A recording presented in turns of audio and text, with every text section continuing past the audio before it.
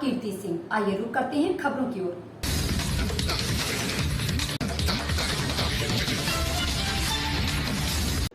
नाबालिग पुत्री से की छेड़छाड़, विरोध करने पर किया जानलेवा हमला। पुलिस की पकड़ से आरोपी अब तक दूर, न्याय के दर दर भटक रहे पीड़ित। लखनऊ में थाना सरोजनी नगर के अंतर्गत ग्राम हुल्ली खेड़ा निवासी सौरभ गौतम पुत्र गंगाराम ने थाना प्रभारी को शिकायती पत्र देकर आरोप लगाया था कि गांव के ही निवासी दीपक पुत्र खेमई 26 अगस्त 2021 रात्रि करीब 11 बजे उसकी छत पर चढ़ाए और पीड़िता की 17 वर्षीय नाबालिग बहन से छेड़छाड़ करने लगे। उसके शोर मचाने पर मां और पिता बचाने दौड़े, जिससे आरोपी ने उन पर वार कर दिया, जिससे वह दोनों गंभीर रूप से घायल हो गए तो आरोपी भाग निकला। नन्ही देवी व गंगाराम के सर में भी गंभीर चोटें आई हैं, जो इलाजरत हैं। महज साहू की रिपोर्ट। ग्राम विकास अधिकारी का कारनामा, आईडी किसी और की, आवाज किसी और को। सीतापुर में विकासखंड गोदनामऊ की ग्राम पंचायत आमाघाट की 2 पीड़ित महिलाओं ने खंड विकास अधिकारी को दिए गए शिकायती पत्र में आरोप लगाया कि ग्राम पंचायत सचिव राम प्रताप यादव व ग्राम प्रधान ने सुविधा शुल्क लेकर उनके आवास दूसरे व्यक्ति को दे दिए। आरोप है कि आईडी संख्या 13175185 सीमा पत्नी दिनेश कुमार को आवास न देकर सीमा पत्नी संजय कुमार को आवास दिया जा गया है। वहीं आईडी संख्या 1317642925 सरला पत्नी कमलेश कुमार को आवास न देकर सरला पत्नी प्रमोद कुमार को आवास दिया गया। मामले को गंभीरता से लेते हुए खंड विकास अधिकारी रावत ने ग्राम विकास अधिकारी को जवाब तलब किया है। श्रवण कुमार मिश्र की रिपोर्ट। जन्म जन्मांतर का पुण्य उदय होता है, तब जाकर नैमिषारण्य तीर्थ में श्रीमद् भागवत कथा सुनने का अवसर प्राप्त होता है।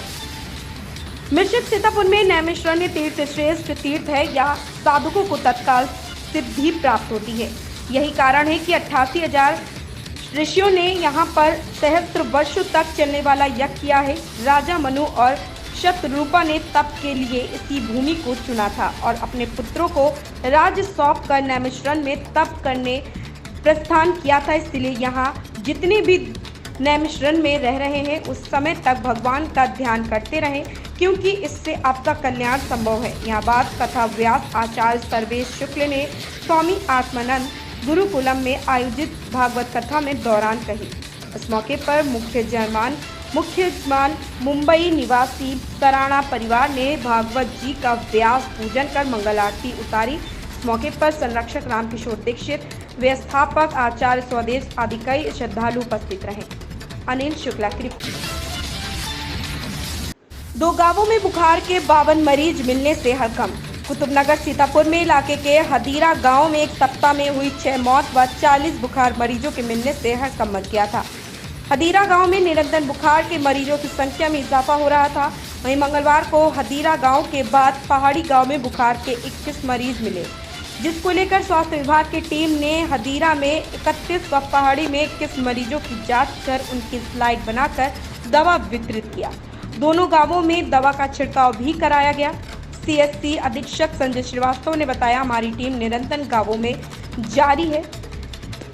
जिन मरीजों की हालत ज्यादा गंभीर है उनको सीएचसी पर भर्ती कराने के निर्देश दिए गए। अनिल चौधरी की रिपोर्ट।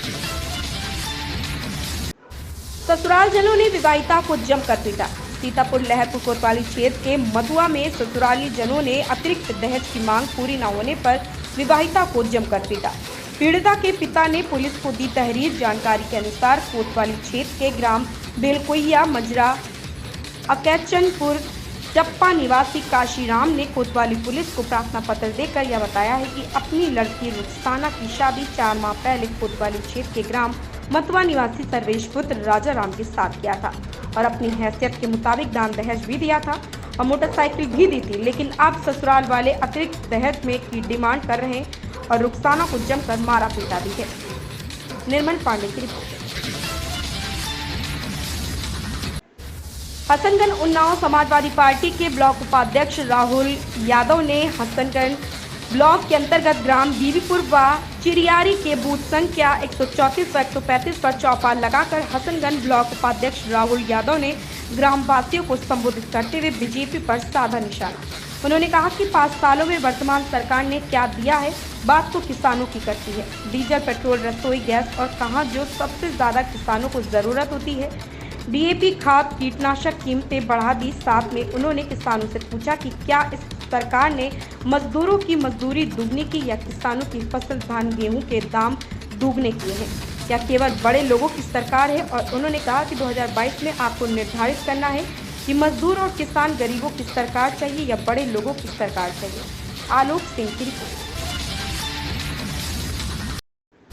सहारा के जमाकर्ताओं ने भुगतान कराने हेतु मुख्यमंत्री को सौंपा ज्ञापन। सीतापुर सहारा इंडिया बैंक बिस्वा के जमाकर्ताओं द्वारा बिस्वा कस्बे के पत्थर शिवाला मंदिर परिसर में एकत्रित होकर जोरदार प्रदर्शन किया। सहारा में वर्षों पहले जमा की गई संपूर्ण धनराशि का भुगतान कराने की मांग करते हुए तहसील परिसर पहुंचकर प्रदेश के मुख्यमंत्री को संबोधित एक ज्ञापन उप जिलाधिकारी बिस्वा अनुपम मिश्रा को सौंपा। इस ज्ञापन में सभी कार्यकर्ताओं ने सहारा में जमा संपूर्ण धनराशि का भुगतान कराए जाने की मांग की है। श्रवण कुमार मिश्र की रिपोर्ट। सीतापुर में विधानसभा क्षेत्र 145 प्रबुद्ध सम्मेलन के तहत बैठक की गई। मोहली ब्लॉक विधानसभा क्षेत्र 145 प्रबुद्ध सम्मेलन में मुख्य अतिथि कुर्सी विधायक श्री सचेंद्र वर्मा, विधानसभा मोहली क्षेत्र के विधायक शशांक त्रिवेदी, पार्टी के आदि लोग अभिभावक उपस्थित रहे, जिसमें शशांक त्रिवेदी ने विधानसभा मोहली क्षेत्र को सबसे बेहतर क्षेत्र बताया है, जिसमें मुख्य अतिथि सचेंद्र वर्मा ने प्रधानमंत्री जी को बहुत बहुत धन्यवाद दिया। दिवाकर शर्मा की रिपोर्ट। प्रतापगढ़ थाना नवाबगंज के आलापुर रेलवे क्रॉसिंग के पास आम के बाग में पेड़ की डाल से लटके हुए व्यक्ति का शव मिला। मिली जानकारी के अनुसार ग्रामीणों ने पेड़ से लटका हुआ अज्ञात व्यक्ति का शव देखा तो तुरंत पुलिस को सूचित किया। सूचना पर नवाबगंज पुलिस घटनास्थल पर पहुंच और शव को पेड़ से नीचे उतारा गया और पहचान कराई गई तो पता चला व्यक्ति का नाम राकेश यादव है, जो रहने वाला मधुपुर और कहा जाता है कि मृतक राकेश यादव एक ट्रक ड्राइवर है। पुलिस ने मृतक के शव को कब्जे में लेकर पोस्टमार्टम के लिए भेज दिया है। थाना नवाबगंज के एसओ हुकुमपाल सिंह का कहना है कि इस घटना की जांच चल रही है। राकेश कुमार धूरिया की रिपोर्ट। प्रतापगढ़ में 21 सूत्री मांगों को लेकर प्राथमिक शिक्षक संघ ने बीआरसी शीतलागंज पर दिया धरना, डाक से भेजा ज्ञापन। पुरानी पेंशन बहाली, कैशलेस चिकित्सा भत्ता, प्रत्येक कक्षा में अध्यापक, स्कूल पवेलियन, निरस्तीकरण, पदोन्नति, स्थानांतरण व मुआवजा आदि विषयक 21 सूत्री मांगों को लेकर प्राथमिक शिक्षक संघ ने बीआरसी पर धरना दिया।